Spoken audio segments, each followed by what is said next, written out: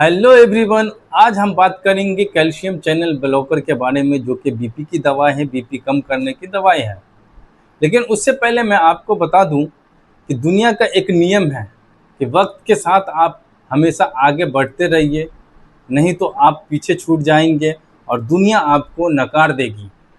तो ये डायलॉग आपको तब समझ में आएगा जब आप वीडियो पूरा देखेंगे, तब समझ में आएगा।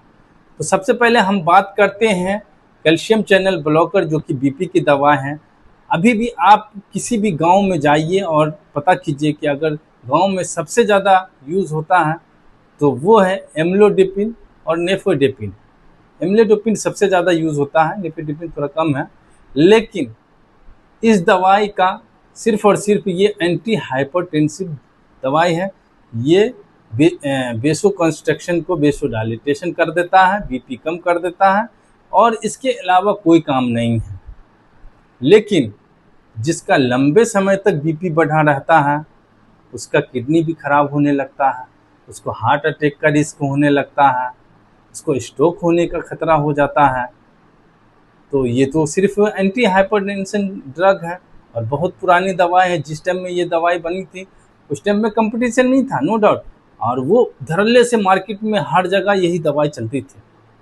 लेकिन अभी इसके बदले में बहुत सारी कंपनी दवाई बनाती हैं और इससे बेस्ट भी है, जो किडनी के लिए भी अच्छा है, हार्ट के लिए भी, और भी फंक्शन के लिए बहुत बढ़िया दवाई है। तो कैल्शियम चैनल ब्लॉकर भी अपडेट हुआ और अपडेट होने के बाद मार्केट में कुछ दवाइयाँ बनाई, जैसे कि एजिनिडिपिन, बेनिडिपिन और सिनिडिपिन। ये 3 दवाइयाँ जो मार्केट में न्यू आई हैं, वो बहुत अच्छी दवाई है। अगर एम्लोडिपिन आप खाते हैं तो ये तो सिर्फ एंटी हाइपरटेंशन है, लेकिन जिसका लॉन्ग समय के लिए बीपी बढ़ा हुआ रहता है तो उसका किडनी खराब होने लगता है, यानी माइक्रो एल्बुमिन किडनी में जाने लगता है, प्रोटीन जाने लगता है, जिसके वजह से किडनी खराब होने लगता है। साथ में एमआई का रिस्क भी बढ़ जाता है। तो ऐसे में तो एम्लोडिपिन सही दवाई नहीं है। अब आप बोलोगे सर इसके पीछे आप पड़ गए, लेकिन बात सही है।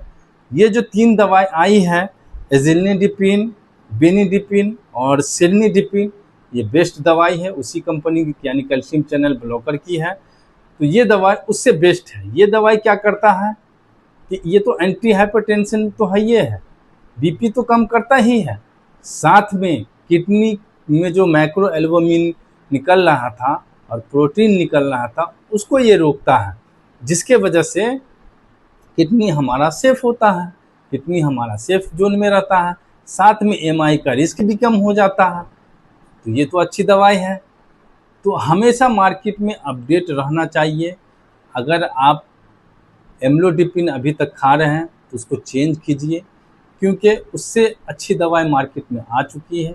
आप अपने डॉक्टर से सलाह लीजिए और उस पर अमल कीजिए, क्योंकि आजकल मैं जिधर भी देख रहा हूँ 90% पेशेंट एम्लोडिपिन ही खाते हैं। उसको लगता है कि मेरे लिए ये सबसे बेस्ट है, लेकिन ऐसा नहीं है। आप उसको अपडेट कीजिए, क्योंकि अपडेट वक्त के साथ ज़रूरी होता है। तो दोस्तों, वीडियो कैसा लगा आप हमें कमेंट में ज़रूर बताएं, और हमेशा आप अप टू डेट रहें, दूसरे को भी बताएं, अपने भी जानें, और हमारे साथ इसी तरह जुड़े रहें, इसी तरह हमें फॉलो भी कर लें, ताकि हम आपको और भी वीडियो के माध्यम से आपको अपडेट करते रहें। धन्यवाद।